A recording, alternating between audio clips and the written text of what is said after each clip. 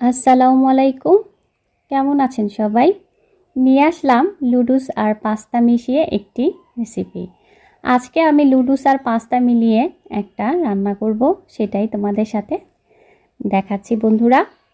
আমি প্রথমে এক এক বাটি মানে ছোট বাটির একটা বাটির পাস্তা নিয়ে নিয়েছি। তারপরে দিয়ে দিলাম 200 গ্রামের মতো নুডলস, দিয়ে ঢাকা দিয়ে লবণ দিয়েছি একটু আর তেল দিয়েছি, দিয়ে এটা সিদ্ধ করে নিব। সেদ্ধ হয়ে আসলে চুলো থেকে নামিয়ে একটি ফ্রাই প্যান বসিয়ে দিব।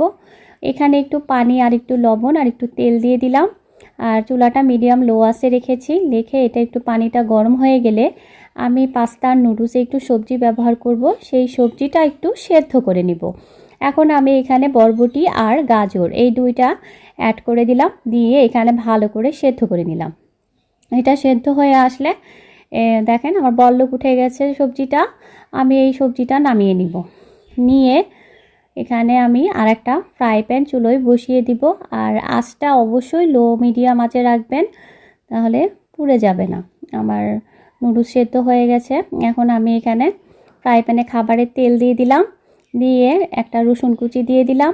রসুন কুচিটা একটু ভাজা ভাজা করে নিয়ে ব্রাউন ব্রাউন করে নিয়ে তারপরে এখানে অন্যান্য মশলাগুলোও দিয়ে দিব। প্রথমে আমি এখানে পেঁয়াজ কুচি দিয়ে দিলাম, পেঁয়াজ কুচি দিয়ে মরিচ কুচি দিয়ে দিলাম।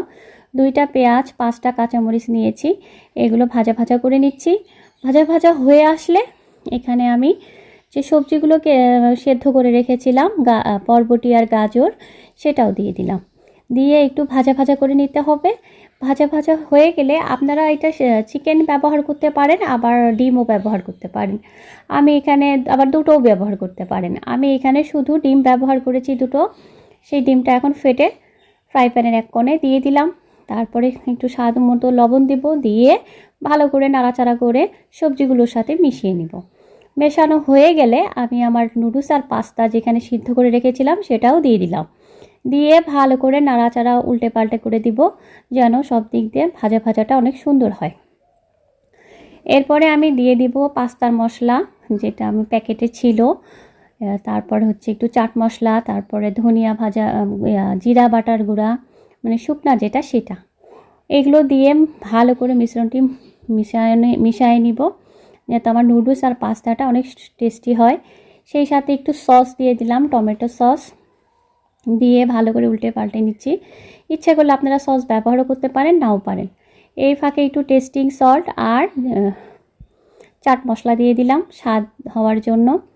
আপনারা যে যেমনটা খাবেন সেই অনুপাতে দিবেন। আমি আমার মতো দিয়েছি।